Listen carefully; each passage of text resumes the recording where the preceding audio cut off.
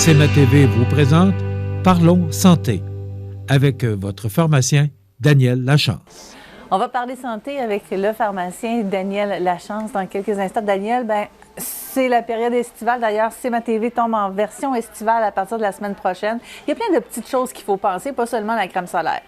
Non, c'est ça. Et on est quand même dans une période où il y a eu quand même des bonnes chaleurs. Il va en avoir d'autres. Oh oui.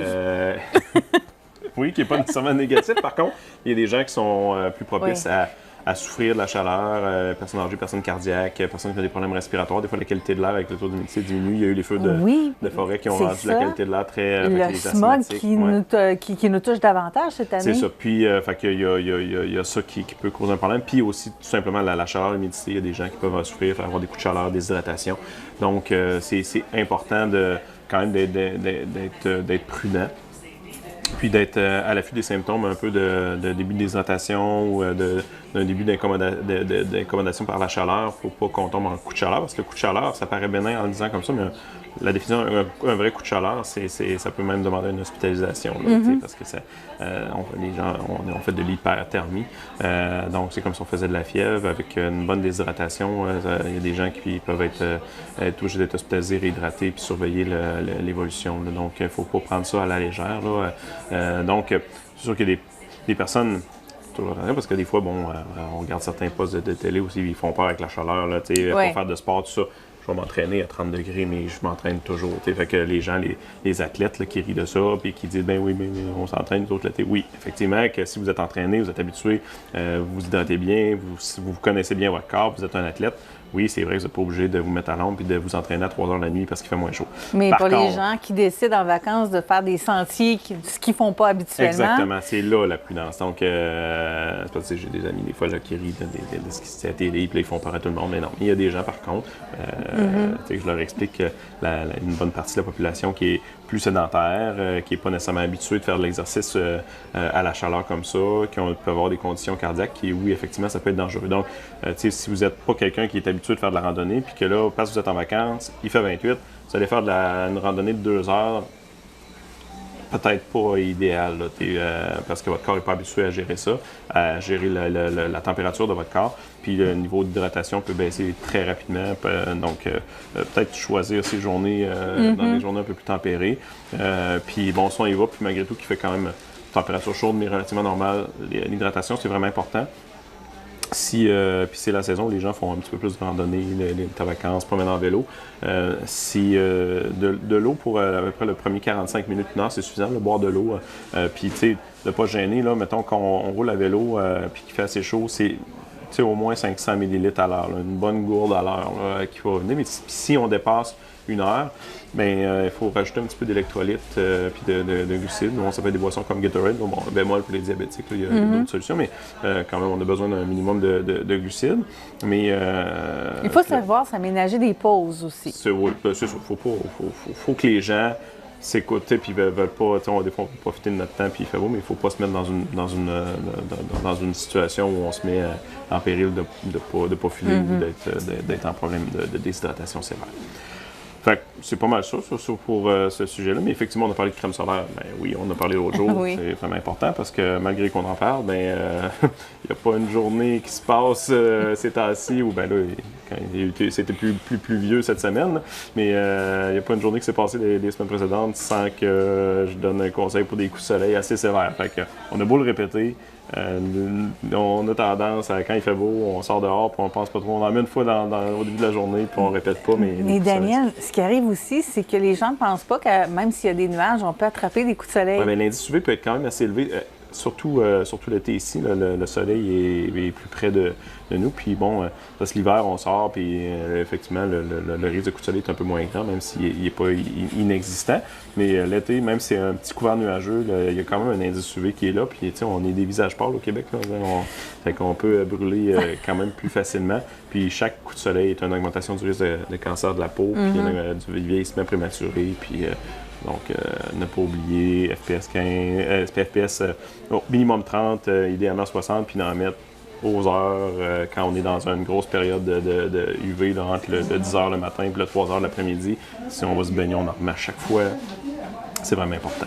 Surtout les enfants aussi, parce que, évidemment, le soleil est très nocif, plus c'est encore, on avance dans les années. Oui. Non, j'ai rien à ajouter. Je trouve que je pense que c'est bien de le rappeler régulièrement. Oui, même si on a parlé récemment, oui, c'est bien quand même, parce que je fais beaucoup de conseils de coups de soleil. Ça passe pas tant le message, mais en même temps, pas plus fin, moi, ça m'arrive d'oublier, puis j'en pogne des coups de soleil. Mais, on en pogne tous. C'est ça. On en a mais tous. Bref, c'est important. Ensuite, il y a vraiment beaucoup de moustiques cette année. C'est l'enfer. Donc, un des meilleures façons de... Parce que là, j'ai des enfants là, qui viennent, ils sont sous la grandeur. Là, écoute, on donne des antihistaminiques là, pour essayer de soulager des démangeaisons, mais la meilleure façon de traiter, c'est de prévenir un peu, puis d'utiliser des chasses moustiques. Là. Donc, il faut faire attention, il faut ajuster le pourcentage de DEET, le DEET qui est à l'intérieur, qui est le produit actif, là, selon l'âge des enfants, puis le nombre de fois d'application. Donc, il y a vous pouvez venir nous voir. Là, dans le fond, on va y aller avec le pourcentage. Le pourcentage ne change pas l'efficacité du produit, change la durée d'action. Donc, c'est pour ça, selon le pourcentage, on va focusser notre application à un moment où on maximise, souvent les maringouins sont plus là à la tombée du jour ou le matin très tôt. Donc, étant donné qu'on ne peut pas faire chez les enfants 2 applications, puis ça prend un pourcentage plus bas qui va agir peut-être 2 à 3 heures, mais on va le maximiser, on va faire l'application au bon moment. Oui, si on ne veut pas avoir de mauvaises surprises au feu de camp. C'est ça, exactement. Parce qu'on les voit moins aussi. Puis, sinon, ben là, évidemment, ça peut être partie. Quand il y a beaucoup de moustiques, on peut avoir des piqûres quand même. Donc, pour traiter les piqûres, vous pouvez venir nous voir à la pharmacie. Mais sinon, c'est soit un antihistaminique, là, que ce soit Benadryl ou Réactine, là, tout dépendant du niveau de somnolence qu'on est prêt à tolérer ou qu'on désire, là, selon parce que les anciennes générations causent plus de somnolence, mais ils sont un peu plus efficaces, là, comme le Benadryl versus le Réactine. Mais des fois, on peut trouver un juste milieu entre les deux. Mais dans le fond, quand on part en camping, c'est quelque chose qu'il faut penser. Oui, le chasse-moustique, mais il faut penser aussi... Oui, surtout si on est en voyage avec des enfants, ben nous, on se gratte. Là, puis, mais souvent, les enfants, ça peut... on peut passer des très mauvaises nuits, puis après ça, qui dit enfant qui dort pas, dit très mauvaise journée dans le bois le lendemain, là, pour les activités. Si on veut passer des belles vacances, là, essayer de maximiser le sommeil des enfants, ça peut aider. Donc, c'est ça. Fait que oui, on peut traîner les antihistaminiques aussi, surtout si on est en camping ou dans les zones plus boisées, proches des cours d'eau, évidemment, il va y avoir plus de moustiques. Là, donc, c'est important, mais c'est ça, chasse moustique aussi, là, qui est des fois aussi, un peu comme la crème solaire, on y pense pas, puis ça peut sauver plusieurs piqûres, mais ces temps-ci, il y en a qui se font manger sur un méchant temps. Oh, OK. Lunettes soleil, on a parlé des crèmes solaires, mais on a un problème grandissant de dégénérescence maculaire. Puis un des problèmes, il y a de la dégénérescence maculaire qui est reliée au vieillissement, le vieillissement de l'œil, sauf qu'on a beaucoup de dégénérescence maculaire qui est accélérée par les rayons UV. Donc, on peut, c'est un des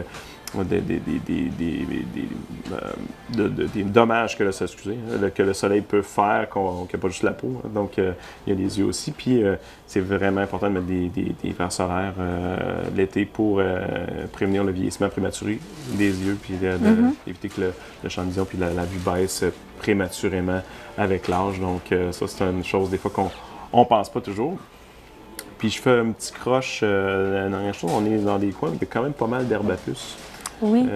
Aux abords du fleuve, notamment. Dans les îles, il y en a plein. Fait que moi, j'ai été sensibilisé assez jeune à l'herbe à puce parce qu'on pense ça aussi, ça peut passer une mauvaise journée. Et à chaque année, on dans une période où là, les plants d'herbe à puce vont commencer à être assez bien garnis dans les bois et tout ça. Puis reconnaître l'herbe à puce, c'est assez simple. Là, j'ai pas de support visuel, mais c'est toujours des plants où il y a 3 feuilles.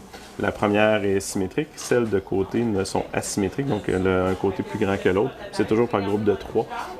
Donc, elle est assez simple à reconnaître et donc assez simple à éviter parce que c'est pas tout le monde qui est allergique à l'herbe à puce, mais c'est quand même une part très importante de la population qui va réagir, puis d'autres vraiment de façon sévère. Puis il y en a qui viennent ça aussi très maganés de l'herbe à puce à la pharmacie.